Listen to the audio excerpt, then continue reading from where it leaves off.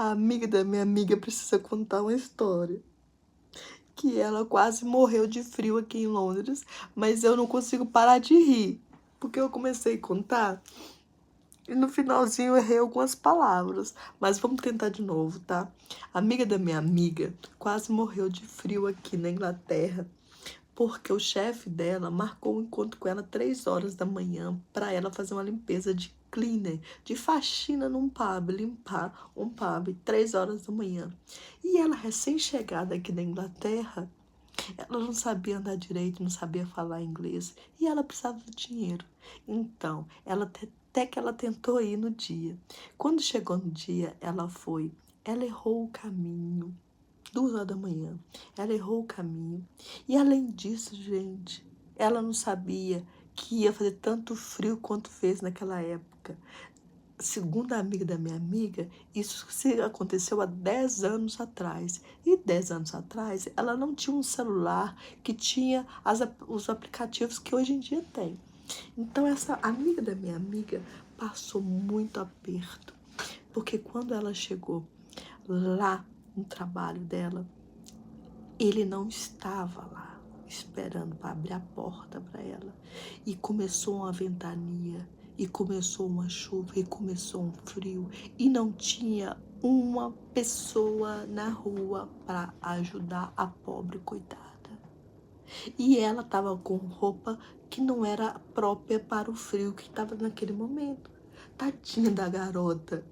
Tadinha, ela começou a chorar, chorar, chorar, chorar, chorar. E as lágrimas começavam, ela começou a desesperar. Ela não tinha para quem ligar, não tinha porta, não tinha chave da porta. A roupa dela não estava aquecida o suficiente. O que essa menina tinha que fazer? Além de chorar. Sabe o que ela fez? Sabe o que ela fez? Ela grudou na parede da porta, sabe? Num vão, num pequeno vão, ela grudou de costa para a rua, grudou para ver se o vento passava e ela ficava de frente, sabe? De forma que protegesse o rosto dela do frio. E assim ela fez e tentou ficar por ali.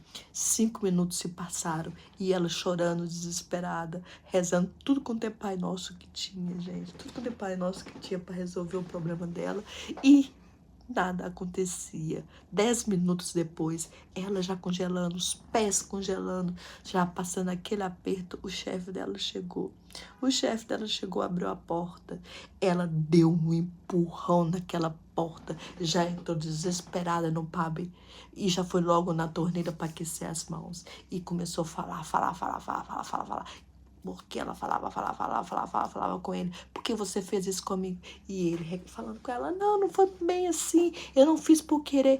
E ela, gente, você está achando que ela deixou por menos? Está achando que ela deixou por menos? Deixou foi é nada. A bichinha retada. Bichinha retada. Ela toda congelada, com o nariz congelando, os olhos lacrimejando. Ela ficou braba demais da conta com ele. Detalhe. Ele falava português. Ele falava português. Pois é. Ela tinha que fazer o serviço, não tinha? Não tinha. Ela congelada, não tinha? Ele quase deixou ela morrer lá fora. Porque ela poderia ter morrido, tá? Você tá achando que não? Ela poderia ter morrido sim. Mas então, o que a danadinha fez? Foi fazer o trabalho dela, quietinha, e guardou aquilo para ela por muito tempo, até um belo dia, esse mesmo chefe dela se declarou para ela.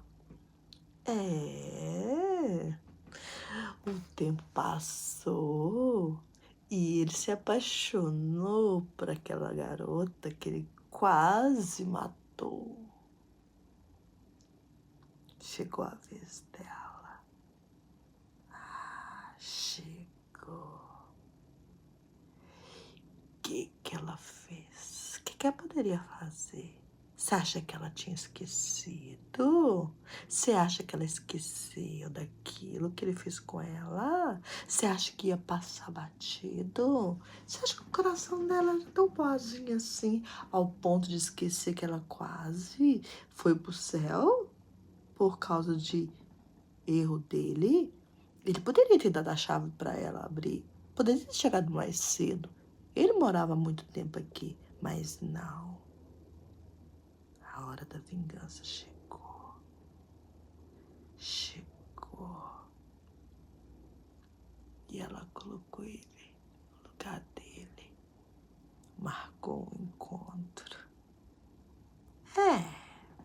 Isso mesmo. Marcou um encontro.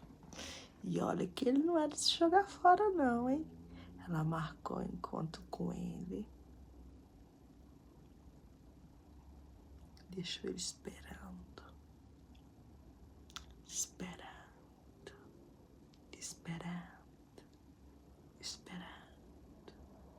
Aí depois de um bom tempo, ela chegou. Ela chegou como se nada tivesse acontecido. E ele, como sempre, todo homem é capaz de fazer isso, né? Reclamou. Ela disse, bom, você pode reclamar. Reclama, pode reclamar, fazer o que você quiser. Mas eu, sinceramente, eu tava pensando em um outro encontro. Você não quer nem ouvir a minha explicação por que eu atrasei? Aí, ele, muito esperto e apaixonado, ele disse, sim, lógico que eu quero. Vamos esquecer isso, vamos pela parte 2. Pois é, a parte 2. O tempo passou e ela marcou um novo encontro com ele. Dessa vez, no encontro que ela chegou primeiro que ele. Ela chegou primeiro que ele. Tudo muito organizado. Aí de longe ela conseguiu vê-lo entrar no restaurante. De longe ele não viu, mas ela viu. Ela esperou ele entrar, falar com o garçom, procurar por ela, olhar por todos os cantos. Então ela se levantou da mesa e foi em direção a ele. E quando chegou bem pertinho dele,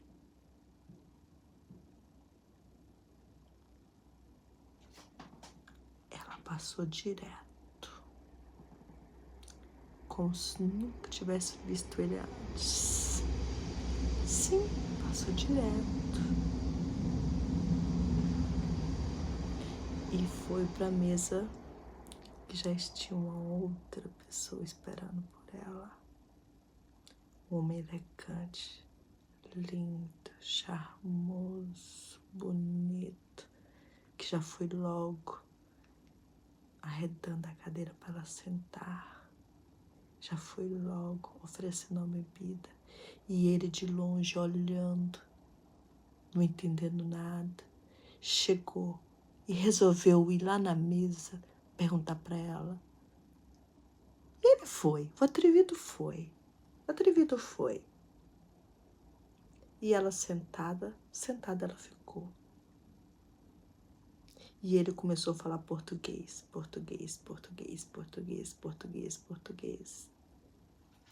E o outro rapaz era italiano. E ele entendia português. E o rapaz italiano virou para ele e falou assim, você conhece ela? Ah, conheço. Ela é fulana de tal, trabalhou para mim. E eu marquei um encontro com ela. Aí o italiano disse para ele, você está perdendo seu tempo aqui na minha mesa com ela. Porque se ela está comigo, é porque ela escolheu estar comigo. Seja inteligente, vire e vá-se embora. Porque a partir de agora, essa garota me pertence. Se você teve uma oportunidade, você perdeu. Perdeu. E eu ganhei. E a partir de agora, retire-se. E a história da minha